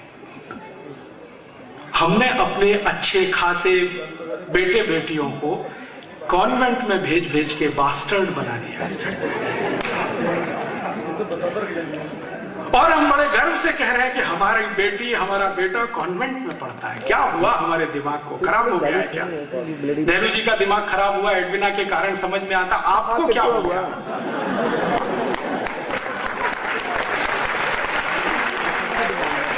आप ये क्यों फंसे हैं चक्कर में? मेरी विनती है आप सभी को, अगर जो भगत सिंह की सच्ची श्रद्धांजलि अर्पित करना चाहते हैं तो भगत सिंह जी की जो छपने जा रही है डायरी, 28 सितंबर को छप जाएगी, जरूर खरीद के पढ़ना। उसमें उनके विचार हैं कि अंग्रेजों के जाने के साथ अंग्रेजी शिक्षा जानी चाहिए, हमें वो नहीं चाहिए। इस अंग्रेजी शिक्षा को हमने पकड़ के रख लिया, अपने हृदय से चिपका लिया। अंग्रेज चले गए, कॉन्वेंट छूट गए, और मुझे दुख है ये कहते हुए कि कॉन्वेंट स्कूलों में चल रहा सारा का सारा खेल हम हिंदू, सनातनी और अपने को भारतीय मानने वाले लोगों के डोनेशन से होता है। आप में से कई लोगों को यह गलतफहमी होगी कि शायद कॉन्वेंट स्कूल विदेशों से आए हुए फंड से चलते हैं। मुझे भी पहले यह गलतफहमी थी। मैंने एक बार संसद में मेरे एक मित्र को सवाल दिया लिखकर कि जरा सरकार को पूछो कि कॉन्वेंट स्कूल का एक साल का कुल खर्चा पूरे भारत का जो है उसका वो क्या है, क्लासिफिकेशन क्या है, कितना भारत से आता है, कितना विदेशों से आता है। तो पता चला कि कॉन्वेंट स्कूलों में हर साल 18,000 करोड़ रुपए खर्च होता है, उसमें से बाहर से मात्र 10% आता है, बाकी सारा पैसा भारत का समाज उनको देता है। कैसे देते हैं? हम कॉन्वेंट स्कूल में अपने बच्चों के एडमिशन कराने जाते हैं तो डोनेशन लगता है। तो इंग्लैंड में इसको बोलने की जरूरत है क्योंकि वहां साल में 8 महीने सूरज ही नहीं निकलता। साल में 8 महीने जिस देश में सूरज ना निकले और गलती से किसी दिन निकल मॉर्निंग, यहां तो रोज सूरज निकलता है, करोड़ों साल से निकल रहा है, अगले करोड़ों साल तक निकलेगा। हम कहां फंस गए इस गुड मॉर्निंग में? और उससे भी आगे की मूर्खता, गुड नाइट। हिंदुस्तान की every night is good night. Europe में होता है रात को बर्फ पड़ती है और एक रात को नहीं, 10-20 रातों को बर्फ पड़ती रहती है। जब बर्फ पड़ना बंद हो जाती है तब वो चिल्लाते हैं गुड नाइट। भारत में तो every night is good night. हम फंस गए गुड आफ्टरनून। यूरोप में होता है गुड आफ्टरनून क्योंकि सूरज तो निकलता नहीं महीनों महीनों, कभी अचानक को 3 बजे के आसपास वो झलक दिखलाता है तो वो चिल्लाते हैं गुड आफ्टरनून। हमारे यहां तो every afternoon is good afternoon. काहे के लिए ये फंस गए चक्कर में good noon, good afternoon, good morning, good night. Convent में पढ़ा के अपने बच्चों को हमने आधा अंग्रेज बना दिया। कैसे? बच्चे जो कॉन्वेंट में पढ़ते हैं उनके पिताजी का नाम है रामदयाल, माताजी का नाम है गायत्री देवी, बेटे का नाम हो गया टिंकू।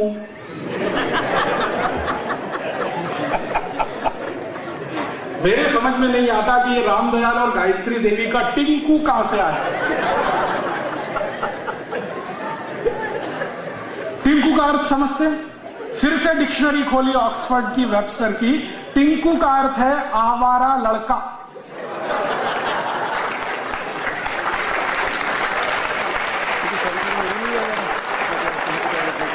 और आवारा का अर्थ आप समझते हैं, जो बाप की ना सुने, मां की ना सुने, घर में ही ना रहे, वो आवारा लड़का। सीधा साधा भोला भाला आपका बेटा, आप उसको टिंकू टिंकू टिंकू टिंकू बोल बोल के ही बनाने वाले हैं आवारा।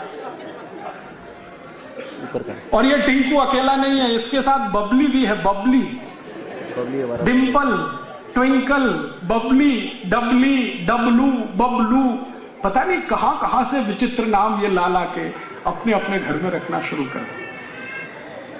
हमारा पता है क्या हुआ? पहचान ही खत्म हो गई। रामदयाल की पहचान है, गायत्री देवी की पहचान है, टिंकू की क्या पहचान है जरा बताइए। रामदयाल गायत्री देवी की पहचान है, बबली डबली की क्या पहचान है, बबलू डबलू की क्या पहचान है। हम लोग इतने मूर्खता में फंस गए, ये सब में अपने जीवन को फंसा दिया। कैसे विचित्र हम हिंदुस्तानी हो गए हैं। हम हिंदुस्तानी ऐसे हो गए हैं कि गाय का कत्ल हो, खून भी नहीं खौलता, पानी हो गया, कुत्ते पाल पाल के रोज सवेरे सवेरे सैर करने जाते हैं। हाँ, मैंने देखा है ये टिंकू पिंकू बबलू डबलू के जो अम्मी पप्पा है ना, मम्मी पप्पा, ये कुत्तों को सवेरे लेके सैर कराने जाते हैं। और मैंने कई ऐसी मम्मियों को देखा है जो अपने घर के बेटे या बेटी को गोद में नहीं उठा सकती, उसको आया उठाएगी, वो कुत्ता लेके सवेरे सवेरे सैर पे जाएगी। हाँ, कुत्ते का पिल्लू बांध के सवेरे जाएगी सैर पर। अपने घर के पिल्लू को नाश्ता देने के लिए भी फुर्सत नहीं है क्योंकि उसको कुत्ता टहलाने के लिए लेके जाए। और वो कुत्ता जात का ही ऐसा है, जहां टांग उठाए वहीं शू कर ले, कोई मैनर्स नहीं, कोई सभ्यता नहीं, कोई संस्कृति नहीं, उसको पकड़ पकड़ के नहीं। और वो कुत्ता भी बड़ा विचित्र है, देख के ही करता है।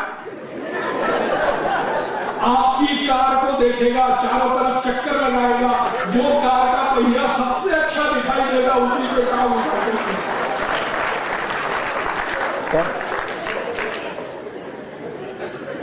और उस कुत्ते को घर में बांध के बाहर एक बोर्ड टांग देते हैं, बिवेयर ऑफ डॉग। ये हमारा कचरा हो गया, पहचान खत्म हो गई। पहले हर घर के सामने गाय बांधी जाती थी, अब घरों में कुत्ता आ गया। हमने विकास कर लिया। गाय को तो काट के मांस खा रहे हैं, कुत्ते को घर के सामने बांध रहे हैं। जो आपको भी चिल्लाए, पड़ोसी को भी चिल्लाए, आने वाले को उससे भी ज्यादा चिल्लाए। कहना था कि यही एक ऐसा जीव है जो आने वाले भविष्य में किसी काम का ना हो। गाय को लेके नहीं गए, बैल को लेकर नहीं गए, कुत्ते को लेके गए, वो प्रतीकात्मक है। उस युधिष्ठिर ले गए अपने साथ उस कुत्ते को, हमने फिर वापस लाके घर में बांध दिया, क्योंकि अंग्रेजों के अंग्रेज तो हम हैं। अंग्रेज पालते हैं कुत्ता, जानते हैं क्यों पालते हैं? क्योंकि यूरोप में ठंड बहुत पड़ती है, और जब बहुत ज्यादा ठंड पड़ती है तो कुत्ते की बहुत जरूरत पड़ती है। क्या काम के लिए? बर्फ पड़ती है 10 फीट ऊंची, 15 फीट ऊंची, बर्फ के नीचे बहुत कुछ दब जाता है, गाड़ियां दब जाती हैं, घरों के दरवाजे दब जाते हैं, तब वो कुत्ता है जो सूंघ सूंघ के बताता है कि कहां क्या है। इसलिए अंग्रेज कुत्ते को पालता है, उनकी मजबूरी है कुत्ता पालना, हमारे लिए कोई मजबूरी नहीं है। लेकिन हम इस अंग्रेजियत में डूबे। थोड़ा आगे बढ़े, इस अंग्रेजियत का क्या असर है कॉन्वेंट स्कूलों का? अपने अच्छे खासे हिंदुस्तान में जहां समशीतोष्ण जलवायु है, टेम्परेचर बराबर का है, ना ज्यादा ठंडी है ना ज्यादा गर्म है, उस हिंदुस्तान के छोटे छोटे बच्चों को गले में टाई लटकवा दिया कॉन्वेंट के कारण। टाई यूरोप में पहनी जाती है, और टाई लगाने के पीछे यूरोप में कारण क्या है? 14वीं शताब्दी में यूरोप में टाई का आविष्कार हुआ, और उसका कारण यह था कि यूरोपियन लोगों को ठंड बहुत है, क्योंकि सर्दी बहुत है, तो अक्सर जल्दी जल्दी सर्दी जुकाम होता है, तो नाक अक्सर बहती रहती है। तो बेचारे पुराने जमाने के अंग्रेज क्या करते थे? जेब से कागज निकाल के पोंछ के रखते रहते थे। बाद में उनको लगा कि ये बार बार निकालना, पोंछना, रखना ये कोई बात बनती नहीं है, तो गले में ही लटका लो, एक हमेशा लटकता है, तो वो टाई उन्होंने लटकाई, नाक को खींच। और हम तो ऐसे महानों के महान हो गए कि भरी जून की गर्मी में 3 पीस सूट टांगे घूमते रहते हैं, दूल्हे राजा बन के घोड़े पे चढ़ के बैठते, 3 पीस सूट और टाई लगा के। मूर्खों के मूर्ख उसी दिन सुपर इडियट बन के शादी करने जाते।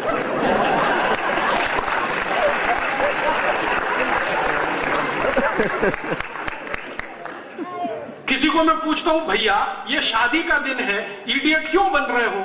ये 3 पीस सूट और टाई लगा के जून की भयंकर गर्मी में 45 डिग्री टेम्परेचर में जब पसीना पसीना शरीर हो रहा है, टाई सूट लगा के घोड़े पे चढ़ के बैठे हो, घोड़े पे बैठने की ये ड्रेस नहीं है। तो कहते राजी भाई आज तो छोड़ दीजिए। क्यों? आज शादी है तो शादी के दिन सुपर इडियट होना है क्या? जोकर बनना है क्या? और मैं कभी कभी उनसे कहता हूं कि भैया अगर तुम 3 पीस सूट और टाई लगाते हो तो शादी के समय अपनी पत्नी को मैक्सी पहनाओ या मिडी में लेके आओ। मिडी समझते? हाफ स्कर्ट यहां तक, घुटने के ऊपर तक की स्कर्ट को वहां मिडी कहते हैं। तो मैं कहता हूं मिडी में लाओ अपनी पत्नी को, मैक्सी में लाओ, क्योंकि आप से गृहस्थी।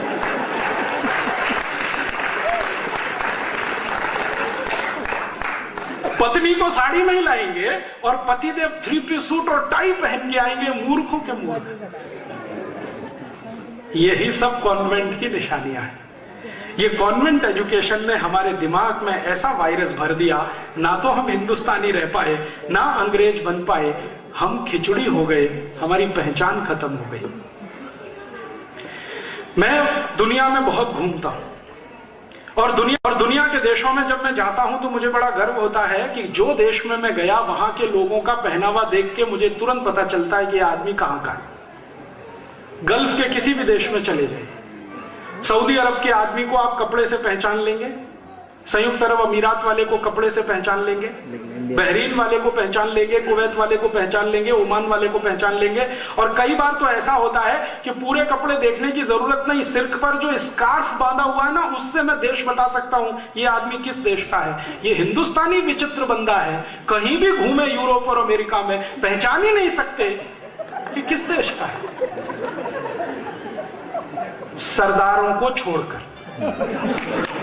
हाँ, क्योंकि वो अकेले बचे हुए हैं जिन्होंने अपनी पगड़ी नहीं छोड़ी है, जिन्होंने अपने केश नहीं छोड़े हैं, जिन्होंने अपना कड़ा नहीं छोड़ा है, जिन्होंने अपनी कटार नहीं छोड़ी है। मैं दुनिया में जहां भी जाता हूं सिखों को तुरंत पहचान लेता हूं कि ये पक्का हिंदुस्तानी है। बाकी किसी हिंदू को पहचानना बहुत मुश्किल होता है, क्योंकि 3 पीस सूट और टाई लगा के वो अंग्रेजों का बाप नजर आता है। जो कोई हमारे पोशाक से हमें नहीं पहचान सके तो ऐसी इज्जत और ऐसे सम्मान का क्या करें। हमारी भाषा बदल गई, हम अब अंग्रेजी में बात करते हैं, पढ़े लिखे लोग ज्यादा अंग्रेजी में बात करते हैं, विचित्र विचित्र शब्द बोलते रहते हैं, कहते हो Rajiv Dixit she is my Mrs. मैं पूछता हूं really she is your Mrs? क्योंकि मिसेस का मतलब नहीं मालूम। मिसेस का मतलब होता है धर्म पत्नी को छोड़कर कोई भी महिला। जी जी, एग्रीड सर, एग्रीड। मैं आपको सच बता रहा हूं, जोक नहीं है ये। अंग्रेजों की डिक्शनरी में मिसेस का अर्थ होता है धर्म पत्नी को छोड़कर कोई भी ऐसी महिला जिसके साथ आप चाहें तो एक रात गुजारें, 2 रात गुजारें, माने वैश्या और कॉरल गर्ल, वो मिसेस होती है। हम हमारी अच्छी खासी धर्म पत्नी को मिसेस बनाने पे तुले हुए हैं। Oh Rajiv Dixit she is my missus. तो मैं पूछता हूं really she is your missus? Oh my god. और इसका उल्टा है मिस्टर। मिस्टर माने पति को छोड़कर कोई भी पुरुष जिसको आप इस्तेमाल करने के लिए लाए, पैसा देके सवेरे विदा करेंगे, वो मिस्टर। हम अपने धर्म पति को मिस्टर बनाते हैं, धर्म पत्नी को मिसेस बनाते हैं, बिना सोचे समझे अंग्रेजों की नकल करके अपने को अंग्रेजों से बड़ा सिद्ध करने की कोशिश करते हैं। बच्चों को बचपन से बड़ा करते हैं, उनको कविताएं भी सुनाते हैं तो अंग्रेजी में twinkle twinkle little star how I wonder what you are. उन बच्चों को पूछो भैया इसका मतलब क्या है, मालूम नहीं। Twinkle twinkle little star how I wonder what you are, मतलब मालूम नहीं है। रटा रटा के उसको तोता बना दिया, पोपट। कभी कभी कुछ बच्चे आते हैं, rain rain go away come again another day little baby wants to play. फिर मैं उनसे पूछता हूं मतलब मालूम है इसका क्या? रेन रेन गो अवे माने बारिश तुम चली जाओ, कभी भी मत आओ क्योंकि मुझे खेलना है। भगवान ने अगर सुन लिया तो आप बोल रहे हैं रेन रेन गो अवे, बारिश तुम चली जाओ चली जाओ चली जाओ, कभी भी मत आओ। भगवान ने सुन लिया बारिश आएगी नहीं, भूखे मर जाएंगे आप सब। ऐसी उल्टी उल्टी कविताएं क्यों सिखा रहे हैं? Rain rain go away come again again other day. तो आप बोलेंगे जी कौन सी कविताएं सुनाएं? क्या पंजाबी में कोई कविता नहीं है? हिंदी में नहीं है? मराठी में नहीं है? मराठी की एक कविता मुझे याद आती है, बता देता हूं। ये रे पाऊसा तुला दे तो पैसा, पैसा झाला खोटा पाऊस आला मोटा। माने बारिश तुम जल्दी जल्दी आओ, जल्दी जल्दी आओ, ज्यादा ज्यादा आओ, मैं तुमको पैसा दूंगा।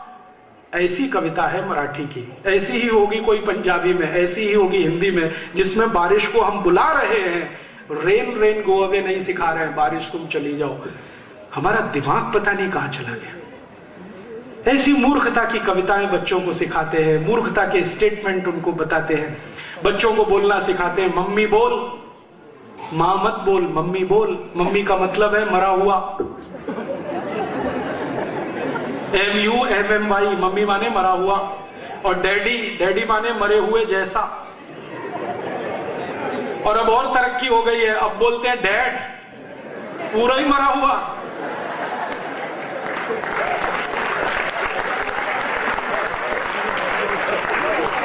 कितना सुंदर शब्द है मां, कितना सुंदर शब्द है पिता।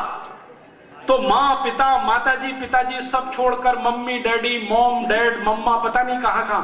मम्मा बोलने में गर्व है, अम्मा बोलने में शर्म है। अक्सर मैंने घरों में देखा बच्चों को मम्मा बोलेंगे, कहो अम्मा बोलो, शर्म आती है। मम्मा का ही कोई मतलब नहीं है, ना अंग्रेजी में है, ना फ्रेंच में है, ना जर्मन में है, ना इटालियन में है। दुनिया की किसी भाषा में मम्मा शब्द ही नहीं है। और हमारे घरों के बच्चे मम्मा मम्मा मम्मा मम्मा, और मम्मा भी जवाब देती रहती है, हाँ ठीक है बेटा बोल।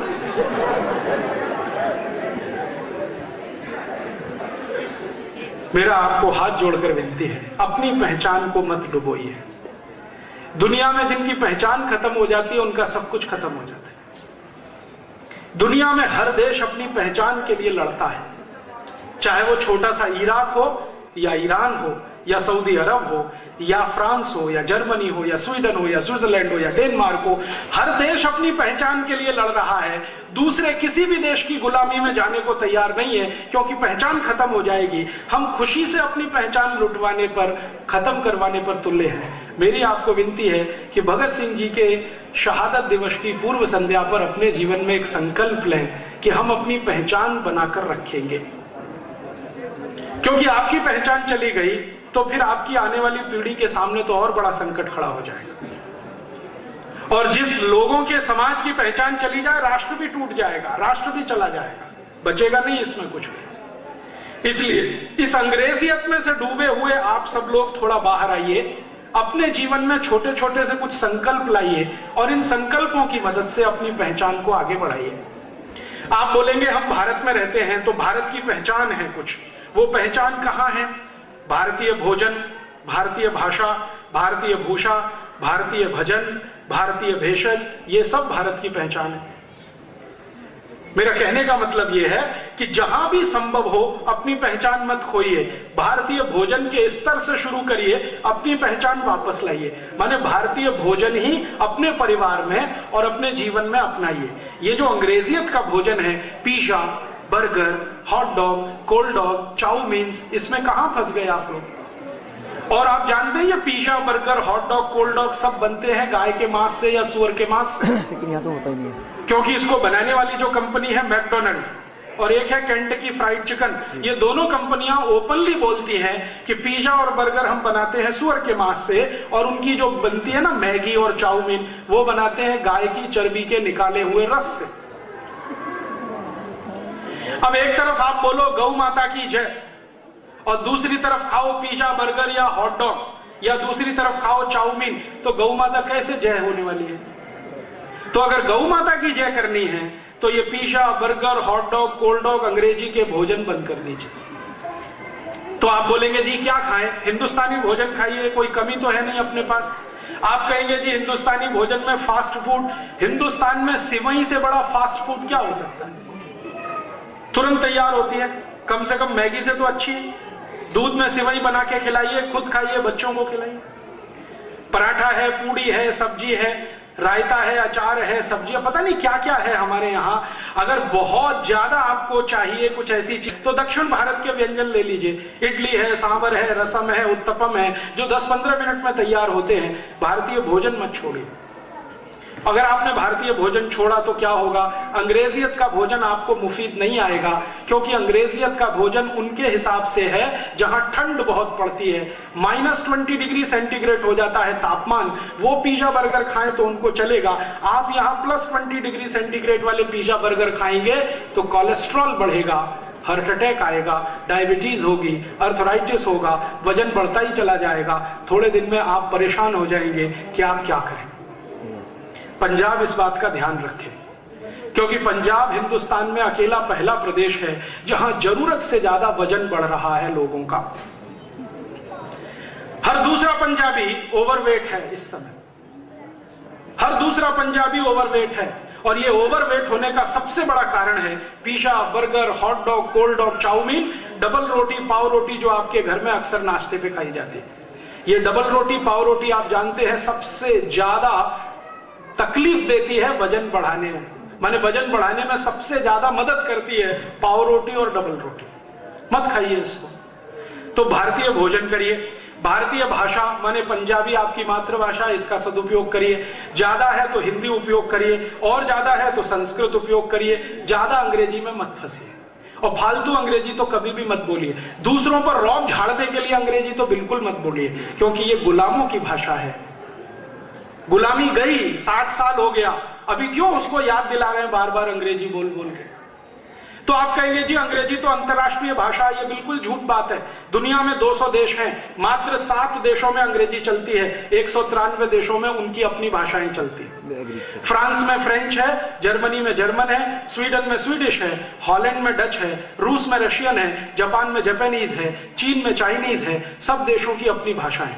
और इन देशों में मैं सब जगह देख के आया, उनकी शिक्षा जीवन में छोटे से लेकर उच्चतम सब मातृभाषा में है। आपको मालूम है रूस के सभी मेडिकल कॉलेज रशियन में काम करते हैं। रूस के इंजीनियरिंग कॉलेज में रशियन पढ़ाया जाता है। फ्रांस के इंजीनियरिंग कॉलेजेस में फ्रेंच में पढ़ाया जाता है। फ्रांस के मेडिकल कॉलेज में फ्रेंच में पढ़ाया जाता है। वहां के जो मैनेजमेंट के इंस्टीट्यूशंस हैं वो भी फ्रेंच में पढ़ाते हैं। फ्रांस मुश्किल से 5 करोड़ लोगों का देश है, लेकिन कभी भी अपनी भाषा नहीं छोड़ता। हम 110 करोड़ वाले अपनी भाषा क्यों छोड़ बैठे?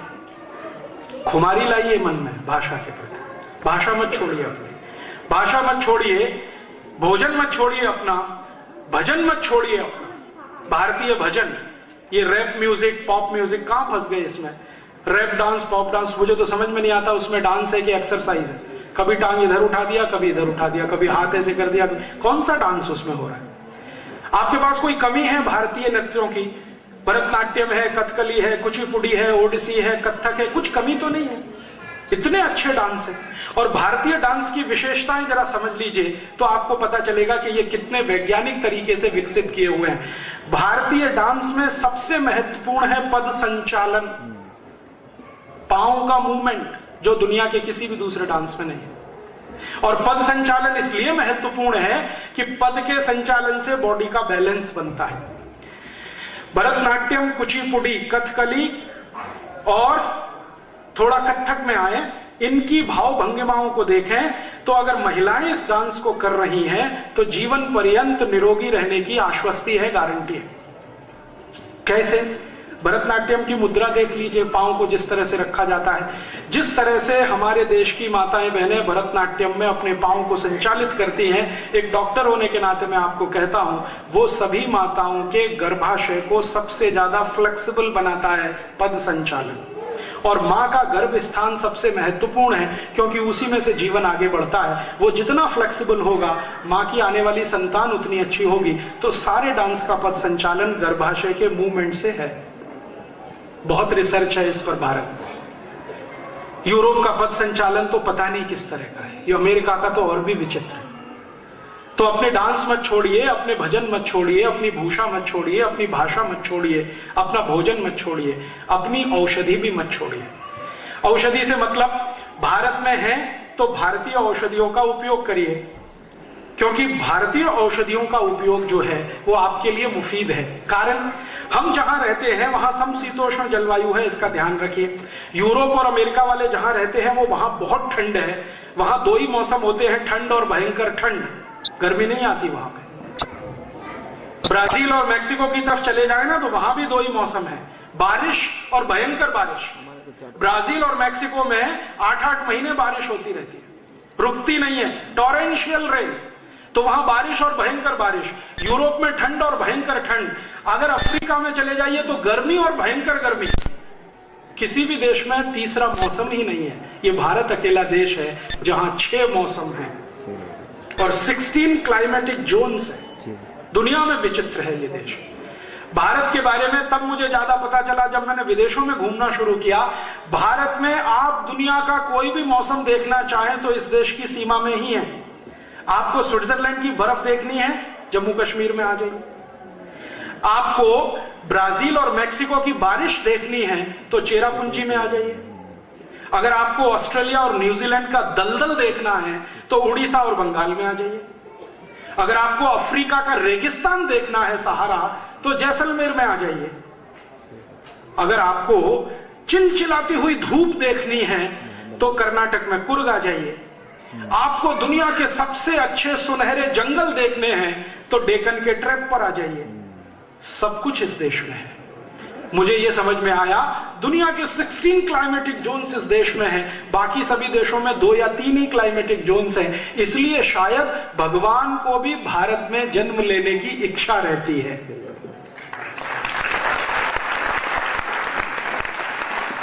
आप बड़े भाग्यशाली हैं जो भारत में जन्म मिला है, क्योंकि इस देश में ईश्वर भी जन्म लेने के लिए मनुष्य के रूप में आता है।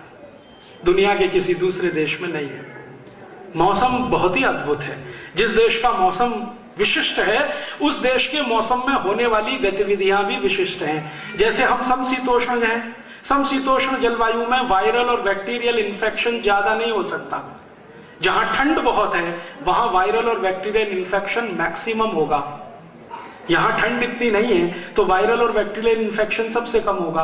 और हमारे यहां तो सूर्य का प्रकाश हर समय उपलब्ध है। 24 घंटे में 12 घंटे सूर्य निकलता है इस देश में। तो वायरस और बैक्टीरिया को मारने का तो सारा काम ये सूर्य करता रहता है। तो आप क्यों ये एंटी वायरल इंजेक्शन लगवाते रहते, एंटी बैक्टीरियल इंजेक्शन ठुकवाते रहते हैं?